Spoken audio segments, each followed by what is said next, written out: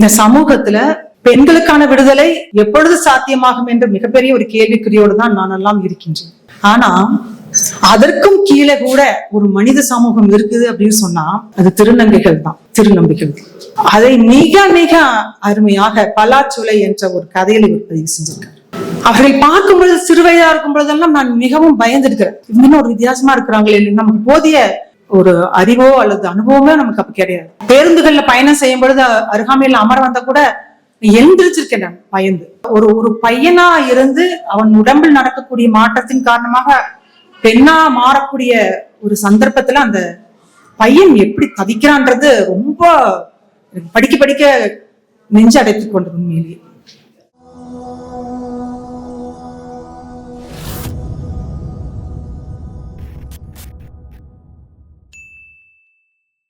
இன்னைக்கு கோவையில மிக முக்கியமான 2 நிகழ்வு நடந்து கொண்டிருக்கு.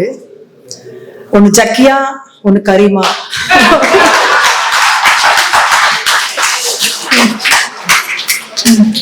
அதுக்கெல்லாம் பிளைட் பிடிச்சி வெளிநாடுகள்ல இருந்தெல்லாம் வந்து ஆடல் பாடலோட நீங்க தான் பண்ணுவீங்களா பாத்துக்கலாம், நாங்க இருக்கோம் அப்படின்னு சொல்லிட்டு இத்தனை பேர் இங்க வந்திருக்கோம். இந்த கூட்டம் தான் வலிமையான கூட்டம், நிலையான கூட்டமும் கூட, சமூகத்திற்காக சிந்திக்கக்கூடிய கூட்டம். அதெல்லாம் வெறும் வெட்டில் பூச்சிகளை போல, மழைக்காலத்தில் வரக்கூடிய பூச்சிகளை போல கொஞ்ச நாள் கழித்து காணாமல் போய்விடும். நிச்சயமாக இங்க இருக்கக்கூடிய அத்தனை பேருமே அதற்கான வேலைகளை மிக தீவிரமாக செய்யக்கூடியவர்கள் என்று எனக்கு நன்றாக தெரியும். இன்னொன்னு 2 விஷயம் சொன்ன, ஒண்ணு இது, இன்னொன்னு கோவையில மிகப்பெரிய வழக்கறிஞர்கள்ல தோழர் கரீமும் அவர்களும் ஒன்று. எல்லோரும் எப்படி வழக்காடுவது, தனக்கு எப்படி வழக்குகளை வர வைப்பது என்று யோசித்துக் கொண்டிருந்த சமயத்துல இவன் ஏன் இப்படி இருக்கான், இந்த பொண்ணு ஏன் இப்படி இருக்கு, கடைநிலை ஊழியர்களை பற்றி எண்ணி பார்க்கக்கூடிய, நினைத்து பார்க்கக்கூடிய, அன்பு ததும்பக்கூடிய ஒரு எழுத்தாளராக நான் பார்க்கிறேன். இன்னைக்கு எல்லா வாழ்க்கை எப்படி இருக்கு அப்படின்னு சொன்னா பெரிய ஒரு ரேஸ் மாதிரி இருக்கு. அவன் பாரு எப்படியோ நல்லா இருக்கான், அவனை பாத்தியா எப்படியோ வீடெல்லாம் கட்டிட்டான், எப்படியோ, அதுதான் ரொம்ப முக்கியமானது. நல்லா படிச்சான், நேர்மையா இருந்தான், அவன் வாழ்க்கைக்கு தகுந்த மாதிரி வாழ்றான் பாரு அப்படின்னு யாரும் சொல்றது இல்லை. பரவாயில்ல, எப்படியோ பரவாயில்ல, 3 ரூம் இருக்கிற மாதிரி ஒரு பெட்ரூம், கார் எல்லாம் வாங்கிட்டான், அவனை பாரு, டேய் பாரு அப்படின்னு சொல்லக்கூடிய சூழல் இன்னைக்கு அதிகமா இருக்கு. ஆனா இப்படி ஒடுக்கப்பட்ட, எனக்கு இப்ப இவங்க பேசினது ராமராஜ் தோழராகட்டும், புகழ் தோழராகட்டும், அதிகார மையங்கள் இருக்கக்கூடிய மிக மிக ஆதிக்கம் செலுத்தக்கூடிய விஷயங்களை பேசினாங்க. இந்த சமூகத்துல பெண்களுக்கான விடுதலை எப்பொழுது சாத்தியமாகும் என்ற மிகப்பெரிய ஒரு கேள்விக்குறியோடு தான் நான் எல்லாம் இருக்கின்றேன். ஆனா அதற்கும் கீழே கூட ஒரு மனித சமூகம் இருக்குது அப்படின்னு சொன்னா அது திருநங்கைகள் தான், திருநம்பிகள். அதை மிக மிக அருமையாக பலாச்சுளை என்ற ஒரு கதையில இவர் பதிவு செஞ்சிருக்காரு.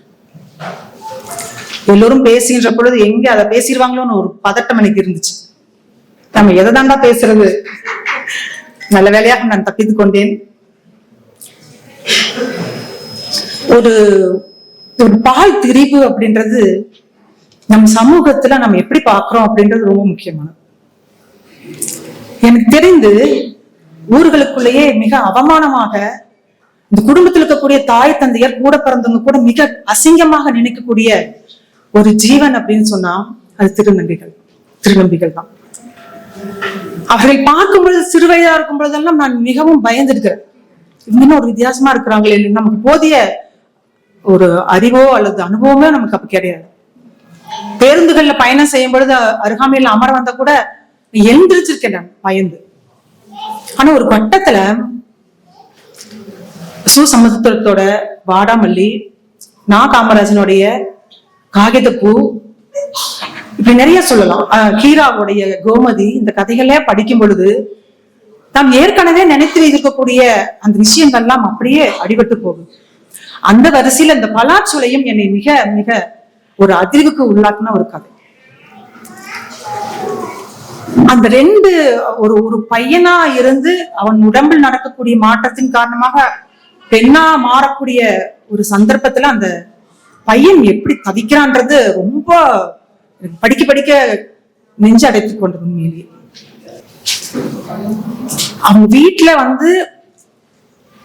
அவனை போட்டு அடிக்கிறாங்க, உதைக்கிறாங்க, ரத்தம் வர வரைக்கும் அடிக்கிறாங்க. அப்ப அவனுடைய நண்பன் என்னடா இவன் ரொம்ப நாளா காணுமே, இவருடைய நடவடிக்கை சரியில்லையே, என்னவோ மாதிரி நடக்கிறானே பண்றானே அப்படின்றது. இந்த கதையை இந்த சம்பவங்கள் எல்லோருமே கேள்விப்பட்டதா இருந்தா கூட இதை ஒரு கலைத்தன்மைக்கு கொண்டு போறதுங்கிறது ரொம்ப முக்கியமானது.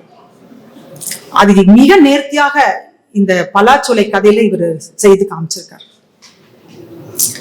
அவனுடைய அந்த தோழன் அவனுக்கு ரொம்ப பிடிக்குமேன்னு சொல்லிட்டு அவனை ஒரு நாள் அந்த ஜன்னலை திறந்து பாக்குறான். ஒரு துணிமணியே இல்லாம அந்த அறைக்குள்ள அவன் கிடக்கிறான். அழுகிறான் பயங்கரமா. எனக்கு என்னன்னே தெரியலடா, ஏன் அடிக்கிறாங்கன்னே எனக்கு தெரியல, இப்படி என்ன போட்டு இது பண்றாங்க, எனக்கு என்னன்னே தெரியலடான்ட்டு அழுகிறான். இவன் அப்படியே வெளியிருந்து அவன் கையை பிடிச்சுக்கிட்டு ஆறுதல் சொல்றான். நீ அழுகாதடா, அவனுக்கு என்னடா வேணும். அவன் மீது இருந்த கரிசனத்துல அவனுக்கு ரொம்ப பிடிக்குமேன்னு சொல்லிட்டு பலாச்சில வாங்கிட்டு போய் அவன்கிட்ட கொடுப்பாமா. அதை அழுதுகிட்டே அவன் சாப்பிடுவான்.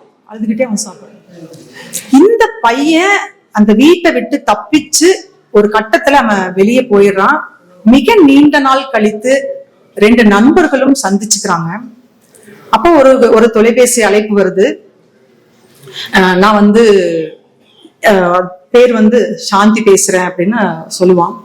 இந்த கதையோட எண்டு தான் ரொம்ப ரொம்ப முக்கியமானதா நான் நினைக்கிறேன்.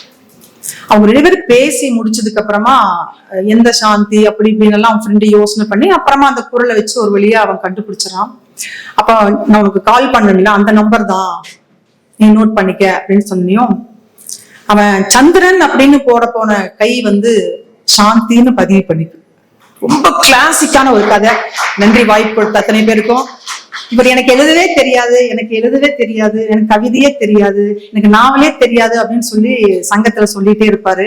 ஆனா இதெல்லாம் எப்படி நாங்க அப்படி இல்ல, நீங்க ரொம்ப அருமையா எழுதுறீங்கன்னு சொல்ல வைக்கிறதுக்காகத்தான் நான் நினைக்கிறேன். இவர் மேலும் மேலும் நிறைய படைப்புகளை, அதாவது பாதிக்கப்பட்டவர்களுடைய குரலாக இருந்து இன்னும் மேலும் மேலும் பல படைப்புகளை தர வாழ்த்தி விடைபெறுகிறேன். நன்றி, வணக்கம்.